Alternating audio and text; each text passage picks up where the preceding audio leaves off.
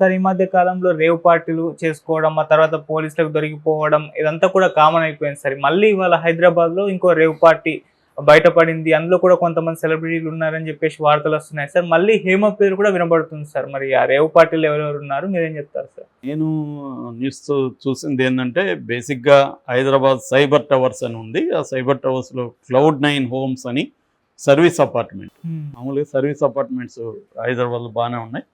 అటువంటి ఒక service apartment రెంట్‌కి తీసుకొని నాగార్జున యాదవ్ అని బేగంపేట అతను బర్త్‌డే పార్టీ ఇచ్చాడు. ఓకే. ఈ బర్త్‌డే పార్టీలో దాదాపు 14 మంది అబ్బాయిలు, 6 మంది అమ్మాయిలు పార్టిసిపేట్ చేశారు. అయితే ఇది రేవ్ పార్టీ అని కొంతమంది పోలీసులకి కంప్లైంట్ ఇస్తే రంగారెడ్డి జిల్లా ఎస్టీఎఫ్ స్పెషల్ టాస్క్ ఫోర్స్ వాళ్ళు రైడ్ చేశారు. రైడ్ చేసినప్పుడు అక్కడ ఫారిన్ మద్యము, అంటే foreign liquor plus cocaine, MDMA అనే ఒక డ్రగ్గు, తర్వాత ఓజీ కుష్ అనే ఒక డ్రగ్గు, ఇవన్నీ దొరికాయి. సో పోలీసులు మొత్తం 16,25,000 వాళ్ళు దాన్ని మతింపు అంటారు కదా, అంటే మదింపు, ఈ మదింపు వేశారు.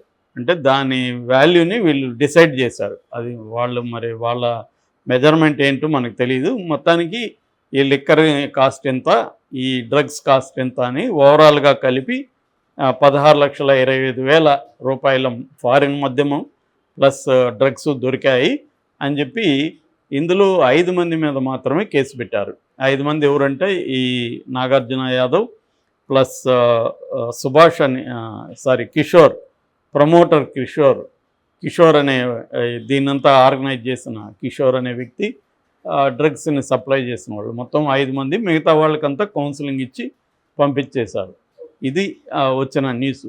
ఇక్కడ కొన్ని నాకు ఇంతకుముందు కూడా నేను చెప్పాను, రేవ్ పార్టీ అంటే అదేదో బూత్ పార్టీ ఏం కాదు. రేవ్ పార్టీ అనేది ఒరిజినల్గా మ్యూజికల్ పార్టీ అది. సో దాన్ని ఇప్పుడు ఏమైపోయిందంటే, రేవ్ పార్టీ అంటే బూత్ పార్టీ. పార్టీ చేసుకోవడం నేరం కాదు, పార్టీలో డ్రగ్స్ వాడడం నేరం. సో డ్రగ్స్ కానీ లేకపోతే సో కాల్డ్ ప్రాస్టిట్యూషన్ కానీ ఉంటే అవి ఇల్లీగల్, కాబట్టి అవి నేరాలు తప్ప 10 మంది కలిసి బర్త్డే పార్టీ చేసుకుంటే నేరం కాదు. ఇప్పుడు కూడా వీళ్ళు ఈ నాగార్జున యాదవ్ అక్కడ బర్త్డే పార్టీ చేసుకుని ఉంటే నేరం కాదు. అందులో డ్రగ్స్ దొరికాయి కాబట్టి నేరం. కాకపోతే ఇక్కడ న్యూస్ ఎలా ఉందంటే, మద్యం కూడా దొరికింది అంటున్నారు. మద్యం దొరికితే తప్పేముందని నాకు అర్థం కాలేదు. ఫారిన్ మద్యం అంటున్నారు. ఫారిన్ మద్యం అనే ఏమన్నా బ్యానడ్ మద్యమా అది, లేకపోతే అదేమన్నా స్మగ్గిల్ చేసి తెచ్చారా? ఈ వివరాలు ఏం చెప్పలేదు. ఫారిన్ మద్యం అయితే ఏమిటి, అందరూ తాగుతూనే ఉన్నారు కదా ఫారిన్ మద్యం. మామూలుగా అన్ని చోట్ల దొరుకుతూనే ఉన్నాయి కదా. మరి ఫారిన్ మద్యం ఇప్పుడు ఎయిర్పోర్ట్లో నుంచి తీసుకొచ్చి ఇస్తారు, మనకి విదేశాల నుంచి తెచ్చిస్తుంటారు ఫ్రెండ్స్, అవన్నీ కూడా ఫారిన్ మద్యాలే కదా. సో ఫారిన్ మద్యం కూడా ఏదో నేరంలాగా ఫారిన్ మద్యం దొరికింది, ఒక ఇన్నోవా కూడా సీజ్ చేశారు, ఇలా ఉంది. మామూలుగా పోలీసులు కొన్ని విచిత్రంగా ఉంటాయి. ఇంతకుముందు నక్సలైట్లు మావోయిస్టులు అరెస్ట్ అయితే కూడా కొన్ని పుస్తకాలు దొరికాయి, కొంత సాహిత్యం దొరికింది, మందులు దొరికాయి. ఏంటి అవన్నీ నేరాలా? పుస్తకాలు దొరకడం నేరమా, మందులు ఉండడం నేరమా? ఇట్లాంటివన్నీ కూడా రాస్తుంటారు వీళ్ళు. విలేకరులు కూడా గుడ్డిగా వాళ్ళు ఏం చెప్తే అది రాసేసి అమ్మాయి మన పని అయిపోయిందని వెళ్తుంటారు. అట్లాగే ఇక్కడ ఫారిన్ మద్యం దొరకడం కూడా ఏదో నేరంలాగా, అసలు బర్త్డే పార్టీని నేరంలాగా మాట్లాడుతున్నాం. అవి ఏవి నేరాలు కాదు, డ్రగ్స్ దొరకడమే నేరం. అది కూడా consumption of the drug is different from commercial selling of the drug. Consumption అనేది అది కూడా దానికి శిక్షలు కూడా ఎన్డీపీఎస్ యాక్ట్ అంటారు. నార్కోటిక్స్ డ్రగ్స్ అండ్ సైకోపెట్రిక్ డ్రగ్స్ అంటారు, సైకోట్రోపిక్ డ్రగ్స్. ఈ సబ్స్టాన్సెస్, ఈ narcotic and psychotropic substances act కింద కమర్షియల్ క్వాంటిటీ ఉంటేనే మనకి ఎక్కువ శిక్షలు పడతాయి. మామూలుగా కన్జంప్షన్ ఉంటే జనరల్గా వాళ్ళని విక్టిమ్స్గా పరిగణించి కౌన్సిలింగ్ ఇచ్చి పంపించేస్తారు. లేదు వాళ్ళ డ్రగ్ అడిక్ట్ అయ్యింది, కొంత ఇదైంటే వాళ్ళని రిహాబిలిటేషన్ సెంటర్కి పెడతారు. జనరల్గా జరిగే ప్రాసెస్ ఇండియాలో ఇదనమాట. అలాగా బర్త్డే పార్టీ ఇప్పుడు చాలామంది నాకు కూడా చెప్తుంటారు, మొన్న బర్త్డే పార్టీకి పోయినా అక్కడ ఏవో జరిగాయని.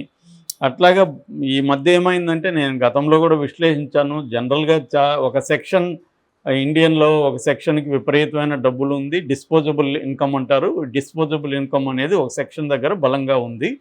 దీన్ని ఖర్చు పెట్టే పరిస్థితులు కూడా మనకి బయట బలంగా ఉంది. నువ్వు పబ్బులకి పర్మిషన్లు ఇస్తావు, మళ్ళీ అక్కడ తాగితేమో డ్రంక్ అండ్ డ్రైవ్ ఉంటావు, రోడ్లు బ్రహ్మాండంగా పెడతావు, వెహికల్స్ 400 కిలోమీటర్ల వేగంతో పోయి వెహికల్స్ని ఇస్తావు, మళ్ళీ వేగంతో పోతే కేసులు పెడతావు. ఇలాగా మన సమాజంలో ఒక పక్క సిగరెట్లు బీడీలు అన్నిటికీ లైసెన్సులు ఇస్తావు, తాగితే నేరం అంటావు.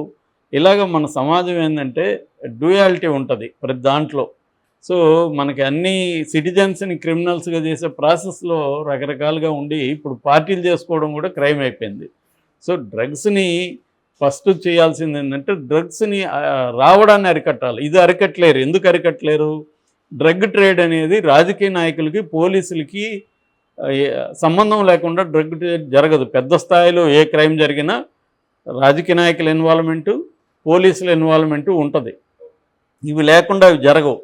అందుకని దాన్ని ఆపలేరు. దాన్ని ఆపలేకుండా కన్జంప్షన్ ఎవరైతే ఉన్నారో వీళ్ళు నిజానికి బాధితులుగానే పరిగణించాలి. చట్టం అది కరెక్ట్గానే చెప్పింది. ఎందుకంటే వాళ్ళకి అనుకోకుండా ఫ్రెండో ఇంకొకటో తీసుకెళ్ళి వాళ్ళని దీంట్లోకి అలవాటు చేస్తారు. దానివల్ల వాళ్ళకి రకరకాల మానసిక సమస్యలు, ఫిజికల్గా ఇబ్బందులు, వాళ్ళ ఫ్యామిలీలో ఇష్యూస్ ఇవన్నీ ఒకటి కాదనమాట.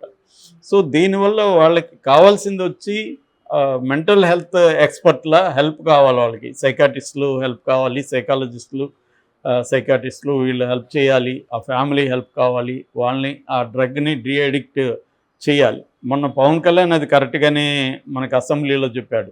మందుని మనం పెంచడమే కాదు, దాన్ని డీ అడిక్షన్ సెంటర్. అదే నాకు ఒక పక్క మీరు ఫుల్గా మందంతా అలో చేస్తారు, వాళ్ళు మళ్ళీ తాగుతారు, వాళ్ళ మీద మళ్ళీ కేసులు పెడతారు, వాళ్ళని క్రిమినల్స్గా మార్చేస్తారు. ఇది గవర్నమెంట్ అనేది ఎప్పటి నుంచో ఇదే పని చేస్తుంది, సిటిజన్స్ని క్రిమినల్స్గా మార్చడం అనే కార్యక్రమం చేస్తుంది. సో ఇప్పుడు నీకు ఎక్కడ ఫర్ ఎగ్జాంపుల్ సింపుల్ ఎగ్జాంపుల్ చెప్పాలంటే పార్కింగ్కి ఎక్కడ నీకు ప్లేస్ ఇవ్వడు, కానీ నువ్వు ఎక్కడ ఏ మూల పెట్టినా కూడా ఫోటో తీసుకొని నీకు బిల్లు వస్తుంది. దాన్ని నిరూపించుకునే ఇది కూడా లేదు. ఈ మధ్య అయితే కోర్టులకు కూడా పిలుస్తూ ఉన్నారు. అంటే వీడు మామూలు బైకో కారో నడిపేవాడు సడన్గా క్రిమినల్ అయిపోతాడు. ఎక్కడో దగ్గర కారు పార్క్ పెట్టి షాప్లో పోయి మెడిసిన్ కొనుక్కొచ్చే లోపల క్రిమినల్ అయిపోతాడు. సో ఇది మనం అందరూ ఫేస్ చేస్తున్నాం. మనం పోయి కోర్టులకు పోయి నిలబడి క్యూలో అక్కడ లాయర్లు ఎవరో ఉంటారు, వాళ్ళకి డబ్బులు ఇచ్చి ఇచ్చేయాలి. అంటే ఇదంతా కూడా హింస, ప్రజల మీద గవర్నమెంట్స్ చేసే వైలెన్స్ ఇది. దీని బదులు నీ కారు పెట్టుకుంటావు కాబట్టి నాకు ఇంత ట్యాక్స్ కట్టేయరు అంటున్నా కట్టేయచ్చు. ఈ టెన్షన్ లేదు కదా మనకి. ఎక్కడ కారు పెట్టాలన్నా ఫోటోలు. ఇప్పుడు నాకు 9 వచ్చాయి చలానాల మధ్య. నేను ఎక్కడో మూల పెడితే కూడా అక్కడ ఏమీ సంబంధం లేదు, అక్కడ కూడా ఫోటో తీసి పెట్టున్నాడు. దీన్ని నేనే ఎక్కడ పోయి కొట్లాడాలి? సో ఇలాగే ఇప్పుడు పార్టీలు చేసుకునే వాళ్ళందరూ క్రిమినల్స్ లాగా మనకు వాళ్ళని ప్రొజెక్ట్ చేసి వాళ్ళ పేర్లంతా బయట పెట్టి నిజంగా డ్రగ్స్ చేస్తుంటే వాళ్ళ వరకు మీరు డీల్ చేయడం అనేది కరెక్ట్. కానీ రేవ్ పార్టీకి పాల్గొన్న వాళ్ళందరూ నేరస్తులు కాదు. వాళ్ళు ఏదో సరదాగా మన ఫ్రెండ్ పిలిస్తే మనం పార్టీకి వెళ్తాం, మనకు ఆ డ్రగ్స్ ఉన్నట్టుగా మనకి తెలియకపోవచ్చు. అందువల్ల అక్కడ పార్టీలో ఉన్నంత మాత్రం నేను నేరస్తుడు ఎట్ అవుతాను. అసలు ఆ డ్రగ్స్ ఎక్కడికి వచ్చాయి? సప్లయర్ రోడ్డు వాళ్ళని పట్టుకోండి, వాడిని పట్టుకునే పరిస్థితి లేదు. ఎందుకు నీ రోజు ఇక్కడ హైదరాబాద్లో ఇట్లా జరుగుతూనే ఉన్నాయి, ఎక్కడి నుంచి వస్తున్నాయి? సప్లై చైన్ని ఎందుకు బ్రేక్ చేయలేకపోతున్నారు? ఇది ఇంపార్టెంట్ డిస్కషన్ చేయాల్సిన పాయింట్. సో దీన్ని కట్ చేయగలిగితే తగ్గుతుంది ఆటోమేటిక్గా. అట్లాగే ఈ డ్రగ్లో ఉన్న వాళ్ళకి డీ అడిక్షన్ ప్రోగ్రామ్స్ ఇవ్వాలి. ఇక హేమ విషయం అనేది కావాలనే ఎక్కడ రేవ్ పార్టీ ఉన్నా హేమను తీసుకొస్తున్నారు తప్ప హేమకు దేనికి ఏమి సంబంధం లేదు. ఆమె ఆల్రెడీ చెప్పింది కూడా, నాకేం సంబంధం లేదు, నన్ను ప్రతి దాంట్లో లాక్కండి అని. సో మనవాళ్ళు ఏంటంటే రేవ్ పార్టీ అని కానీ ఇప్పుడు హేమ ఒక బ్రాండ్ అంబాసిడర్ లాగా అయిపోయింది.